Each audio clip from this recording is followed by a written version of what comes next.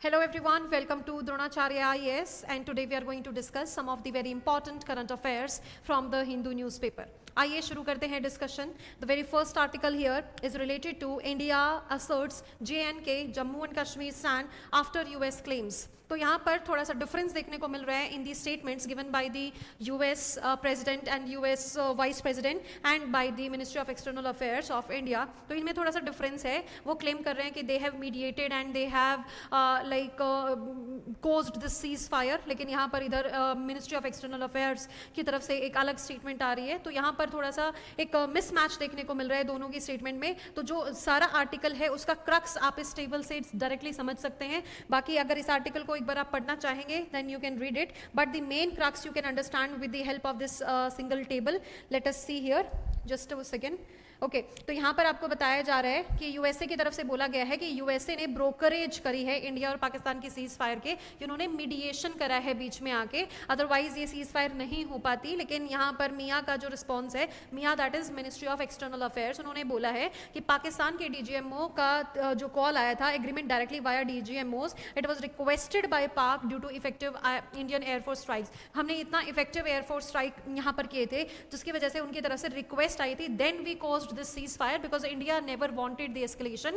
It was just a response, it was just a retaliation, right? There was no need of USA administration to be the broker in the between. तो यहाँ पर बोला है कि इन्होंने ही, USA कहते हैं कि इन्होंने अवॉइड किया है न्यूक्लियर कॉन्फ्लिक्ट. की हो सकता था न्यूक्लियर कॉन्फ्लिक्ट, ये हमारी वजह से अवॉइड हो गया है, हमारी वजह से रुक गया है. लेकिन मियाँ की तरफ से बोला है कि military action in conventional domain only, कि जो भी हम मिलिट्री का एक्शन ले रहे थे वो सिर्फ कन्वेंशनल डोमेन में ही ले रहे थे. जस्ट रिमेंबर, जब भी नॉन कन्वेंशनल मिलिट्री के फॉर्म में नॉन कन्वेंशनल आपको वर्ड देखने को मिलेगा, it will be used for the nuclear attacks, right. तो यहाँ पर हम बोल रहे हैं कि हम सिर्फ कन्वेंशन पे ही, कन्वेंशनल वॉरफेयर में ही हम जा रहे थे. We were not focusing on the nuclear attack. Then यहाँ पर बोला थ्रेटन टू स्टॉप ट्रेड. उन्होंने बोला कि USA की तरफ से स्टेटमेंट आई है कि हम कह रहे थे कि या तो मतलब अगर आप लोग सीज़फायर नहीं करेंगे, अगर आप न्यूक्लियर वॉर पे चले जाएंगे, तो मतलब उससे पहले ही आप ये समझ लो कि अगर आप यहाँ पर नहीं रोकेंगे तो हम आपके साथ ट्रेड रोक देंगे. लेकिन यहाँ पर बोला गया है कि no discussion on trade with USA during operation Sindoor, कि हमने ऐसा कोई भी बातचीत यहाँ पर नहीं करी है कि ऑपरेशन सिंदूर जब हम यहाँ पर कैरी ऑन कर रहे थे कि USA ट्रेड को रोक देगा और हम यहाँ पर जस्ट बिकॉज कि USA के साथ हमारी ट्रेड ना रुके उसकी वजह से हम यहाँ पर ये एक्शंस ले रहे हैं. That is not that did not take place in this scenario. Then will mediate on Kashmir. उन्होंने बोला कि हम कश्मीर के मुद्दे पर भी मीडिएशन करेंगे. लेकिन मिनिस्ट्री ऑफ एक्सटर्नल अफेयर्स ने बोला है कि दो देशों के बीच की बात है. This is bilateral issue, this is not multilateral issue,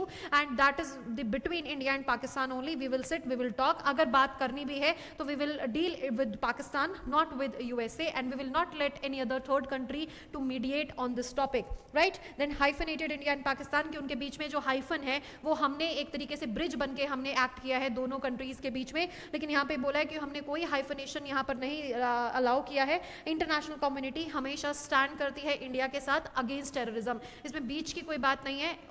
each and every country are standing against terrorism and against Pakistan, and they are with India. Against terrorism है, not against Pakistan, but against terrorism definitely है, and that is why they are taking stand for India. This is no hyphenation, right. Last है India and Pakistan to talk at neutral venue. उन्होंने बोला है कि हमने बोला है इंडिया एंड पाकिस्तान को कि एक न्यूट्रल वैल्यू पे आके आप बात कीजिए. लेकिन यहाँ पर बोला है कि ऐसा कोई डिस्कशन प्लान नहीं है, ना ही हम आगे कोई ऐसे प्लानिंग कोई टॉकिंग टर्म्स में आने वाले हैं, राइट. बिकॉज वॉर और ट्रेड साथ में नहीं हो सकता है. That is what is said by Indian government कि हम कोई ट्रेड, कोई हम यहाँ पे वाटर शेयर नहीं करेंगे.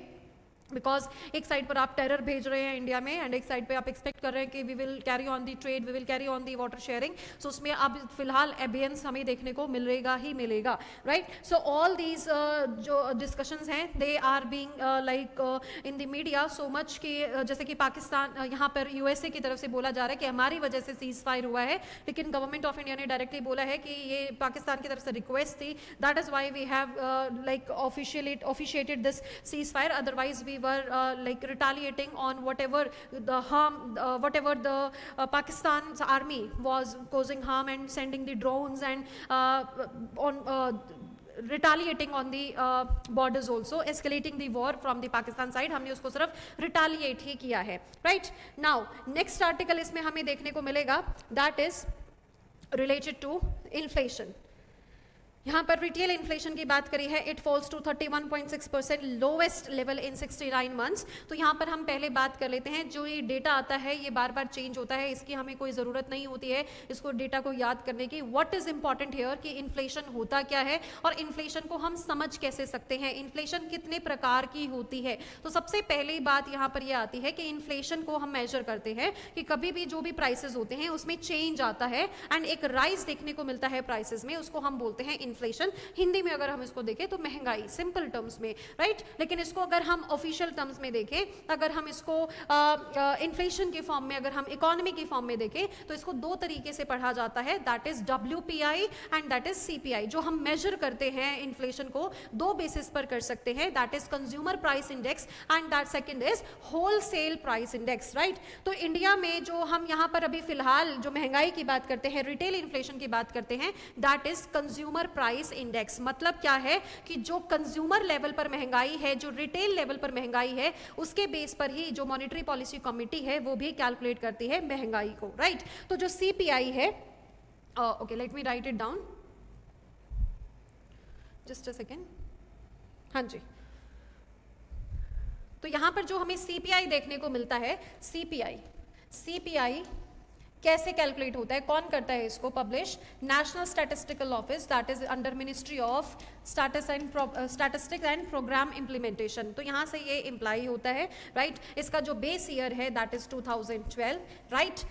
This is very very important. RBI ने 2014 में, 2014 से RBI ने CPI को ही कंसीडर करना शुरू कर दिया है for calculating the inflation in India, right. And जो मॉनेटरी पॉलिसी कमिटी है that also calculates the CPI, that is a index, that is a measure at consumer level. तो इसमें कौन कौन से प्रोडक्ट्स हैं जो इंक्लूड होते हैं? CPI focuses on both goods and services, both goods and services के जो महंगाई है उस दोनों को यहाँ पर कंसिडरेशन में लेता है, गुड्स एंड सर्विसेज। ये इंपॉर्टेंट है, UPSC इस पे क्वेश्चन पूछ चुका है कि गुड्स एंड सर्विसेज दोनों को ही इंक्लूड करते हैं क्या। एंड ज्यादा वेटेज जो CPI का है वो किसके ऊपर होता है? फूड पर होता है, फूड बेवरेजेस पर होता है, ज्यादा वेटेज फूड एंड बेवरेजेस को है। साथ में इलेक्ट्रिसिटी है, पावर जनरेशन है और सारी चीजें भी इसमें इंक्लूडेड है, किसमें कितनी महंगाई बढ़ी है, बट ज्यादा वेटेज किसके ऊपर है? फूड के ऊपर है। यही UPSC ने आपसे क्वेश्चन पूछ लिया था 2020 में कि ज्यादा CPI क्या ज्यादा वेटेज देता है फूड आइटम्स को अपने इंडेक्स में। तो yes, that statement was very much true कि CPI ज्यादा फोकस करता है फूड पर। एक और डिफरेंस है CPI और WPI में कि वहां पर सर्विसेज हमें नहीं देखने को मिलती हैं, उसमें इंक्लूड नहीं होती है CPI में, WPI में सर्विसेज, यहाँ पर CPI में कंज्यूमर प्राइस इंडेक्स में गुड्स एंड सर्विसेज दोनों ही इंक्लूड होते हैं, राइट। देन CPI भी अलग अलग तरीके से अब यहाँ पर कैलकुलेट किया जाता है। CPI के अलग अलग फॉर्म्स है, जैसे कि CPI इंडस्ट्रियल वर्कर्स के लिए अलग से इंडेक्स लगाया जाता है। देन CPI एग्रीकल्चरल लेबरर्स के लिए निकाला जाता है, agricultural labourers and then CPI for the rural labourers, right. And then CPI rural and urban combined, right. ये अलग से CPI 4 इंडेक्स हैं। तो अगर हम इन तीनों की बात करें तो ये कंपाइल कौन करता है? इनको कंपाइल किया जाता है by ministry of by labour bureau, ठीक है। इसको कौन कंपाइल करता है? Labour bureau, which is under the ministry of labour. And अगर हम CPI इसकी बात करें, CPI इंडस्ट्रियल वर्कर की बात करें तो this is also compiled by the labour bureau. लेकिन अगर हम CPI rural and urban combined की बात करें तो ये NSO ही कंपाइल करता है, that is under ministry of statistics and programme implementation, right. This is a little bit factual and ज्यादातर ये आप प्रीलिम्स में ऐसे क्वेश्चंस आपको देखने को मिलते हैं कि जो इन्फ्लेशन है उसमें CPI कौन रिलीज करता है, कौन यहाँ पर CPI इंडस्ट्रियल वर्कर्स हैं, एग्रीकल्चरल लेबरर्स हैं, रूरल लेबरर्स हैं, इनको कौन कंपाइल करता है? लेबर ब्यूरो यहाँ पर इसको कंपाइल करता है, जो फॉल करता है मिनिस्ट्री ऑफ लेबर के अंडर। तो ये जो सिंपल जितने भी आपको यहाँ पर देखने को मिल रहे हैं ये पार्ट किसके हैं? CPI के ही पार्ट हैं, right. Now different thing is WPI, second part is WPI, that is wholesale price index. Wholesale price index मतलब क्या है? हम कैलकुलेट करते हैं, मेजर करते हैं inflation at the manufacturing level. तो यहाँ पर जो फोकस किया जाता है वो मैन्युफैक्चरिंग आइटम्स पे किया जाता है, मैन्युफैक्चर्ड आइटम्स पे किया जाता है। कंज्यूमर का कहाँ करा जाएगा? CPI पर करा जाएगा। लेकिन यहाँ पर अगर हम बात करें WPI में मैन्युफैक्चर्ड आइटम्स पे ज्यादा फोकस किया जाता है और इसमें ध्यान रहे सर्विसेज को कंसिडर नहीं किया जाता है। This is very very important for you. And इसको रिलीज कौन करता है? पहली बात तो इसको कंपाइल कौन करता है? Office of economy adviser, office of economic adviser, जिसको हम शॉर्ट फॉर्म में OEA बोल देते हैं। Ministry of commerce and industry के अंदर आता है OEA, that is office of economic and adviser, right, office of economic adviser. And इसका जो बेस ईयर है, बेस ईयर इसका क्या है? 2011 से 12, 2011 से 12, इसको चेंज किया गया था 2017 में। इससे पहले इसका बेस ईयर था 2004 से 5, लेकिन अब इसका जो बेस ईयर है that has become 2011 to 12, right. ये हमारे लिए इंपॉर्टेंट है अगर हम इन्फ्लेशन को समझना चाहते हैं। इन्फ्लेशन को समझना चाहते हैं तो WPI एंड CPI हमें पता होना चाहिए। सबसे पहले तो WPI CPI में डिफरेंस क्या है? CPI रिटेल लेवल पर है, कंज्यूमर लेवल पर है, एंड WPI प्रोडक्शन लेवल पर है, मैन्युफैक्चरिंग आइटम्स पे ज्यादा फोकस करता है। एंड जो कंज्यूमर प्राइस इंडेक्स है वो किस पे फोकस सबसे ज्यादा करता है? वो फोकस करता है फूड आइटम्स पे, राइट। देन सर्विसेज WPI में इंक्लूडेड नहीं है, CPI में इंक्लूडेड होती हैं। And last but not the least, इसको कौन रिलीज करता है? क्या इनका बेस ईयर है? And agricultural labour and industrial worker and rural labour का जो CPI है उसको कंपाइल कौन करता है? That is labour bureau, right. तो ये चीजें आपको यहाँ पर ध्यान रखनी है, very very important for prelims perspective, ठीक है। आइए चलते हैं नेक्स्ट आर्टिकल की तरफ। Okay, just a second.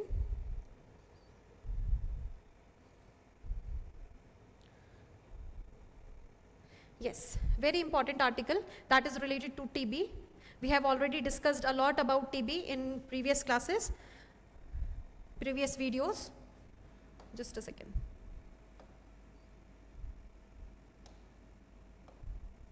हाँ जी, so now what we are going to discuss here is, this is prime minister calls for targeted intervention in TB elimination efforts. तो यहाँ पर टीबी हमारे लिए इंपॉर्टेंट हो जाता है। टीबी को समझने के लिए सबसे पहले हमें पता होना चाहिए कि टीबी कॉज कैसे होता है। TB is caused by bacteria. पहली बात तो यहीं पर आपको फंसा देंगे कि भाई कैसे कॉज कैसे होता है, तो ये कॉज होता है बैक्टीरिया से, ठीक है। बैक्टीरिया का नाम क्या है? माइकोबैक्टीरियम ट्यूबरक्लोसिस, माइकोबैक्टीरियम ट्यूबरक्लोसिस, यहाँ से ये कॉज होता है। टीबी के दो फॉर्म्स जनरली देखने को मिलते हैं, एक है पल्मोनरी, दूसरा है नॉन पल्मोनरी। जो पल्मोनरी टीबी होता है वो रिलेटेड होता है लंग डिजीज के साथ। लंग्स में जब टीबी यहाँ पर जो ये बैक्टीरिया है ये इम्पैक्ट करता है तो उसको पल्मोनरी बोलते हैं, और वो ज़्यादातर बहुत कॉमन पल्मोनरी है। लेकिन एक्स्ट्रा पल्मोनरी जो पल्मोनरी टीबी है वो भी यहाँ पर हमें देखने को मिलते हैं। बहुत सारे केसेस हैं जस्ट लाइक बोन जो टीबी है वो बहुत ज़्यादा देखने को मिलती है। तो दैट इज़ वाई दो तरीके से, अगर आपको कोई बोले सिर्फ और सिर्फ लंग्स को ही इम्पैक्ट करती है तो ये आपका जो स्टेटमेंट है वो गलत हो जाएगी। सिर्फ और सिर्फ लंग्स को नहीं, यस ज़्यादातर लंग्स को इम्पैक्ट करती है, but it can impact your tissues also, your organs also, your bones also. तो ये दोनों हर तरीके से हमें देखने को मिल सकती है, राइट। देन अगर हम टीबी की बात करें तो इसमें जो टीबी है वो 6 मंथ्स का कोर्स दिया जाता है, रेगुलर कोर्स होता है। इसमें आप अगर बीच में दवाई एक दिन भी अगर आप छोड़ देते हैं तो इसकी वजह से जो ड्रग रेजिस्टेंस है वो डेवलप होने के चांसेस होते हैं। इसमें 4 एंटी माइक्रोबियल ड्रग्स दिए जाते हैं, 6 मंथ्स लॉन्ग कोर्स होता है एंड इसमें ट्रीटमेंट अवेलेबल है। लेकिन ड्यू टू ड्रग रेजिस्टेंस हमारे पास दो तरीके के अब इश्यूज आने लग गए हैं, that is multi drug resistance TB है, जैसे मतलब जो स्ट्रेन है टीबी का वो ड्रग रेजिस्टेंस हो जाता है बिकॉज ऑफ द इनकम्प्लीट जो ट्रीटमेंट है अगर वो है उसकी वजह से जो स्ट्रेन है वो रेजिस्टेंस डेवलप कर लेता है। और दूसरा पार्ट है XDR टीबी। XDR टीबी मतलब एक्सटेंडेड ड्रग रेजिस्टेंस टीबी। अगर हम MDR टीबी की बात करें that is multi drug resistance TB, तो इसमें क्या होता है कि एटलीस्ट 2 जो ऐसे ड्रग्स हैं, फर्स्ट लाइन ऑफ ड्रग्स जैसे कि आइसोनायाजिड है एंड दूसरा है रिफैम्पिसिन, इनके अगेंस्ट इनसे अगर यहाँ पर ड्रग रेजिस्टेंस डेवलप हो जाता है तो we can say that MDR TB, वहाँ जो पेशेंट है वो MDR टीबी से ग्रसित है। देन अगर हम बात करें XDR टीबी तो एक्सटेंडेड ड्रग रेजिस्टेंस टीबी, तो मतलब इसमें क्या है सेकेंड लाइन ऑफ ड्रग्स से भी यहाँ पर क्या है काम नहीं चलता है। तो ये दो स्ट्रेन जब अगर जो टीबी का स्ट्रेन है अगर यहाँ पर हम देखें कि वो रेजिस्टेंस डेवलप कर चुका है तो दो तरीके से हम उसको पढ़ते हैं, MDR TB, XDR TB. Directly आपसे क्वेश्चन पूछा जा सकता है MDR TB and XDR TB में डिफरेंस क्या है, तो ये फर्स्ट लाइन ऑफ ड्रग्स से रेजिस्टेंस डेवलप कर लेते हैं, ये सेकंड लाइन ऑफ ड्रग्स से रेजिस्टेंस डेवलप कर लेते हैं, राइट। देन इसके बाद है कि इंडिया का क्या टारगेट है, इंडिया में क्या कोई ऐसा प्रोग्राम अवेलेबल है? यस, इंडिया में अवेलेबल है प्रोग्राम डेफिनेटली। तो यहाँ पर प्रधानमंत्री जो टीबी मुक्त अभियान चलाया हुआ है, डिफरेंट प्रोग्राम्स हैं। साथ में यहाँ पर आपको देखने को मिलेगा that national TB elimination programme है। इसी के ऊपर यहाँ पर प्राइम मिनिस्टर ने अपनी स्पीच दी है, अपनी तरफ से कुछ वर्ड्स इन्होंने बोले हैं, कुछ स्कीम्स इन्होंने बोली हैं कि उनको बहुत अच्छे तरीके से टारगेटेड अप्रोच यहाँ पर अपनाई जानी चाहिए। तो उसके केस में अगर हमारा जो टारगेट है, हमारा गोल है, वो क्या है? हमारा गोल है to end TB by the end of 2025। जी हाँ, इसी साल से हमें क्या करना है? टीबी को एंड कर देना है। लेकिन जो अगर हम अपना प्रोग्रेस देखें, definitely we have made progress since years, लेकिन अभी जो एलिमिनेशन का प्रोग्राम है कि हम उसको बिल्कुल खत्म कर दें इंडिया से, वो शायद से इस साल अचीव ना कर पाएं। तो दैट इज वाई जैसे जैसे हम टारगेट के पास पहुंच रहे हैं, वैसे वैसे इसके ऊपर न्यूज़ आपको ज़्यादा देखने को मिलेंगी। And this year you can see some question also on TB, right? Because इस साल करंट अफेयर में ये बहुत इंपॉर्टेंट है।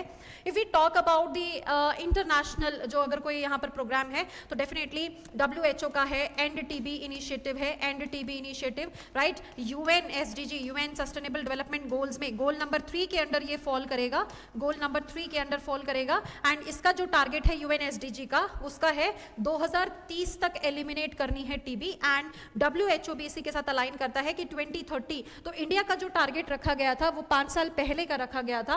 ग्लोबल जो टारगेट है दैट इज 2030 एंड जो इंडिया का टारगेट है दैट इज 2025। लेकिन although we will not be able to achieve this exhaustively, completely हम इसको अचीव नहीं कर पाएंगे, but we have made certain इसमें डेवलपमेंट हमने जरूर इसमें अचीव करी है। फॉर एग्जाम्पल यहाँ पर आपको बताया गया है कि जैसे WHO रिलीज करती है ग्लोबल टीबी रिपोर्ट, तो उसमें बताया गया है, यहाँ पर आप देख सकते हैं, विच नोट्स दैट 18% रिडक्शन हुआ है टीबी के केसेस में, 237 से 195 हुए हैं पर लाख पॉपुलेशन। साथ में जो मोर्टालिटी है, इससे जो डेथ रेट था वो भी बहुत ज़्यादा डिक्रीज किया है। एंड साथ में ट्रीटमेंट कवरेज भी हमने बढ़ा दी है। जितने भी पेशेंट्स हैं, बिकॉज क्या है, टीबी के साथ एक स्टिग्मा आता है, सोशल स्टिग्मा, कि लोग दूरियां आपसे बना लेंगे, लोग आपसे बातचीत नहीं करेंगे। So that is why people बहुत ओपनली ये बताते नहीं है कि इसको टीबी है, बिकॉज इसकी वजह से जो सोसाइटी में है एक्सक्लूजन फेस करना पड़ता है। तो उसके बावजूद भी, ये सोशल स्टिग्मा होने के बावजूद भी, जो ट्रीटमेंट कवरेज है वो 85% तक हो चुका है, हो गया है। And we are rising it, ठीक है। इसके बाद टीबी मोर्टालिटी रेट भी 21% से गिर चुका है। एक और यहाँ पर प्राइम मिनिस्टर ने बात करी है, that is about the Nikshay Mitra. Nikshay Mitra क्या है, निक्षय पोर्टल क्या है? यहाँ पर जो निक्षय मित्र है that is related to the TB. तो निक्षय मित्र में ऐसे वॉलंटियर्स को वेलकम किया गया है, रिप्रेजेंटेटिव्स को वेलकम किया गया है, NGOs को वेलकम किया गया है, जो यहाँ पर 3 pronged अप्रोच में हेल्प करने वाले हैं। वो हेल्प कर सकते हैं फाइनेंशियली, वो हेल्प कर सकते हैं एडिशनल डायग्नोस्टिक में, वो हेल्प कर सकते हैं इन दी वोकेशनल ट्रेनिंग में, ताकि जो सोशल स्टिग्मा अटैच्ड है या कोई भी प्रॉब्लम फेस कर सकते हैं, न्यूट्रिशन में अगर उनको प्रॉब्लम है उसमें भी हेल्प की जा सकती है बाय सम डोनेशन, राइट। तो जो निक्षय जो पोषण अभियान है उसमें भी ये चीज़ दी गई है कि आप एक अमाउंट ऑफ 500 रुपीज़ 800 रुपीज़ यहाँ पर आप डिपॉजिट कर सकते हैं यहाँ पर इस पोर्टल पे, ताकि एक फूड बास्केट यहाँ पर बनाई जा सके, ताकि जो टीबी पेशेंट्स हैं उनको न्यूट्रिशनल सपोर्ट मिल सके। तो निक्षय जो मित्र है, यहाँ पर वॉलंटियर्स हैं जो सपोर्ट करते हैं टीबी पेशेंट को, साथ में फ़ायदा उठाते हैं, फ़ायदा उठाना चाहिए उनको,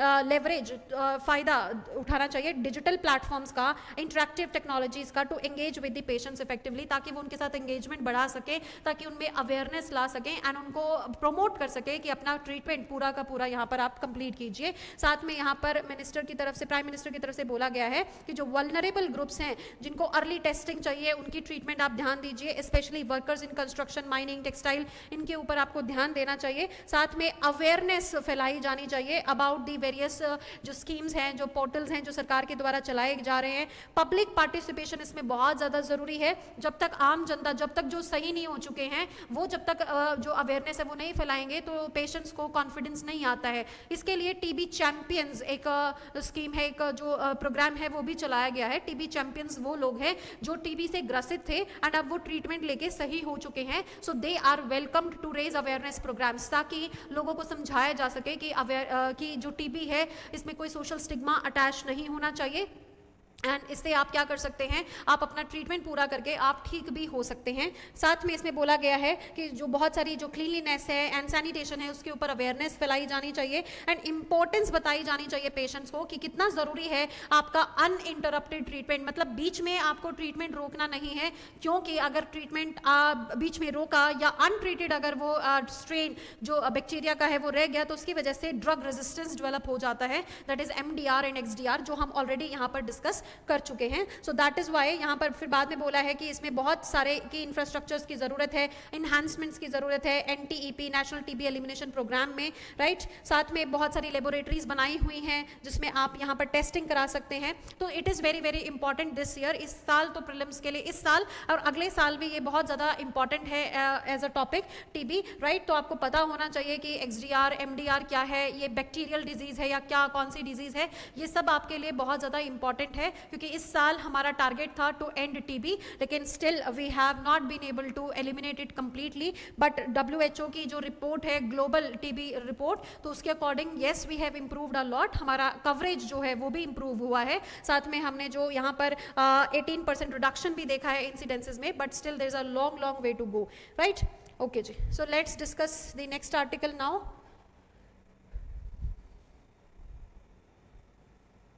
Just a second. The right to repair movement in India, यहाँ पर ये आर्टिकल बहुत ज़्यादा अभी इंपॉर्टेंट नहीं है आपके लिए, बट एक एग्जाम्पल की तरफ से आप इसको यूज़ कर सकते हैं। तो राइट टू रिपेयर मूवमेंट है, तो ये आप GS2 में भी इसको यूज़ कर सकते हैं and you can use it in GS3 also, right. तो जो राइट टू रिपेयर है इसमें क्या बोला गया है कि एक यहाँ पर हम इंडेक्स बनाने की कोशिश कर रहे हैं, दैट इज़ यहाँ पर आप देख सकते हैं, दैट इज़ रिपेयरेबिलिटी इंडेक्स, कि जितने भी इलेक्ट्रॉनिक या इलेक्ट्रॉनिक अप्लाइंसेज इलेक्ट्रॉनिक डिवाइसेज बनाए जाएंगे उनके ऊपर अब हम लेबल करेंगे RI, दैट इज रिपेयरेबिलिटी इंडेक्स। उसके लिए अब यहाँ पर एक पोर्टल बनाया गया है, साथ में उसकी एनालिसिस करवाई गई है by the department of consumer affairs. तो यहाँ पर ये क्या कर रहे हैं कि एक इंडेक्स बना रहे हैं कि कितना इजी है इस डिवाइस को रिपेयर करवाना। मान लो आपने कोई वॉशिंग मशीन ही खरीदी है, कि कितना आसान है उसको सही कराना, कितना आसान है उसको रिपेयर कराना इंडिया में, उसके बेस पर वहाँ पर आपको दिखेगा RI कितना है, राइट। जैसे कि आपके जो इलेक्ट्रॉनिक अप्लाइंसेज होते हैं उस पर स्टार मार्किंग आती है कि कितना ज़्यादा एफिशिएंट है ये आपके बिजली के बिल को कम करने के लिए। ऐसे ही अब आगे आने वाले समय में हमें रिपेयरेबिलिटी इंडेक्स भी साथ में देखने को मिलेगा कि बाय चांस अगर वो खराब हो जाता है अप्लायंस तो उसको सही कराना कितना आसान है। तो जैसे क्राइटेरिया यहाँ पर लिए गए हैं, फॉर एग्जांपल क्राइटेरिया की अगर मैं बात करूँ तो repair by evaluating products under criteria, जैसे कि स्पेयर पार्ट्स कितने अवेलेबल है इंडिया में, कॉस्ट कितनी लगेगी उसकी, सॉफ्टवेयर अपडेट है या नहीं है, या इन्फॉर्मेशन उसके ऊपर अवेलेबल है या नहीं है। तो ये सारे क्राइटेरिया को ध्यान में रख के हम एक इंडेक्स यहाँ पर प्रिपेयर कर रहे हैं। तो यहाँ पर ये प्रिपेयर क्यों करवाया जा रहा है, क्योंकि यहाँ पर एक मैकेनिज्म आजकल देखने को मिल रहा है हम जो मार्केट है उसमें, that is planned obsolescence. Planned obsolescence मतलब क्या है कि इसका सबसे बेसिक एग्जांपल आप समझ सकते हैं with the help of iPhones, ठीक है, कि हर साल not simply iPhones on all the products, ठीक है। तो उनको जितने भी फोन्स आप देखते हैं कि हर साल एक नया अपडेटेड मॉडल आ जाता है। तो जो पुराना फोन है वो जो पिछला जो वर्जन था उसको फील होता है कि वो फील होता है ओनर को कि तो अपडेटेड नहीं है, ये तो ओल्ड वर्जन हो गया है। तो ये क्या है, प्लान्ड ऑब्सोलेसेंस है, कि मतलब आप बार बार अपडेट करते हैं ये करने के लिए ताकि जो कंज्यूमर्स हैं वो ज़्यादा से ज़्यादा आपके प्रोडक्ट्स को यहाँ पर खरीदे। यहाँ पर ये देखने को मिलता है। दूसरा कंसेप्ट ये है कि पहले से कंपेयर अगर हम करें जो प्रोडक्ट्स हैं उनकी ड्यूरेबिलिटी भी कम हो गई है, उनकी जो रिपेयर कॉस्ट है वो ज़्यादा बढ़ गई है। वाई? बिकॉज जो मैन्युफैक्चरर्स हैं उनके लिए मेटल कॉस्ट ज़्यादा हो गई है। पहले जो मेटल कॉस्ट थी वो कम थी, क्योंकि अब जो मेटल कॉस्ट है वो बढ़ गई है। उसकी वजह से ये जो इनका प्रोसेस होता है, companies are cutting the corners on the raw material, क्योंकि वहाँ से पैसा बचाने के लिए, क्योंकि जब मेटल है वो हैवी मिल रहा है, वो कॉस्टली मिल रहा है, तो उसकी वजह से क्या कह रहे हैं, जो रॉ मटेरियल की कॉस्टिंग है उसको यहाँ पर मेटल कॉस्ट को बढ़ाने के लिए वो कंपटीशन में ये प्लान्ड ऑब्सोलेसेंस ला रहे हैं ताकि बार बार उसको अपडेट किया जा सके। देन इसके बाद यहाँ पर अभी ये प्रोसेस में है कि कब ये इंडेक्स बनाया जाएगा। देन उसके बाद हमें वो जो प्रोडक्ट्स हैं वहाँ पर देखने को मिलेगा। लास्ट में यहाँ पर यही बोला गया है कि जितना भी यहाँ पर ड्यूरेबल वेल्थ, पहले इसको माना जाता था कि जो मशीन्स हैं, आपने मान लो कोई भी अप्लायंस लिया है, कि बहुत लंबे समय तक चलती थी, लेकिन अब उनके साथ कॉस्ट कटिंग कर करके वो बहुत कम समय तक चलती हैं। साथ में इसमें राइट टू रिपेयर क्या है, राइट टू रिपेयर क्या है कि कंज्यूमर्स को लॉज के टर्म्स में यहाँ पर पता होना चाहिए। पहली बात तो ये भी पता होना चाहिए कि इसको रिपेयर कैसे करवा सकते हैं, सेकेंड थिंग कितनी अवेलेबिलिटी है, एंड थर्ड वो राइट होनी चाहिए, फंडामेंटल राइट्स में आपके पास होनी चाहिए कि जो आपने चीज़ खरीदी है कंज्यूमर राइट्स में होनी चाहिए, नॉट फंडामेंटल राइट्स, कि आप उसको क्या करा सको, आप उसको ठीक करा सको। इस पूरे आर्टिकल में यही बात आपको बताई गई है। साथ में ये भी डिस्कस किया गया है कि कई बार ऐसा भी देखने को मिलता है कि कोई इस तरीके की मशीन आप बना देते हैं कि उसके स्पेयर पार्ट्स के ऊपर आपका एक्सक्लूसिव हक होता है, वो कहीं और मिलेगा ही नहीं। It is seen in the cases of cars also, it is seen in the cases of machines also. यहाँ पर एग्जाम्पल दिया गया है मैकडॉनल्ड्स की जो क्रीम मशीन्स हैं, उनका जो स्पेयर पार्ट है वो कहीं और मिलेगा नहीं, उसको सर्विस कहीं और से करा ही नहीं सकते। Break down completely, franchisees have only been permitted to have them repaired by technician of Taylor company, कि सिर्फ एक कंपनी ऐसी है जो उन मशीन्स को ठीक कर सकते हैं, अदरवाइज वो मशीन बंद हो जाएगी, उसको आप चला ही नहीं पाएंगे। तो ये जो एक्सक्लूसिविटी है सर्विस सेक्टर में, इस पे अब यहाँ पर ये रिपेयर इंडेक्स लाया जाएगा, इसकी वैल्यू के अकॉर्डिंग दिखाया जाएगा, and it will definitely impact the consumer base, right. So like the video, share the video, subscribe the channel. Thank you and have a nice day.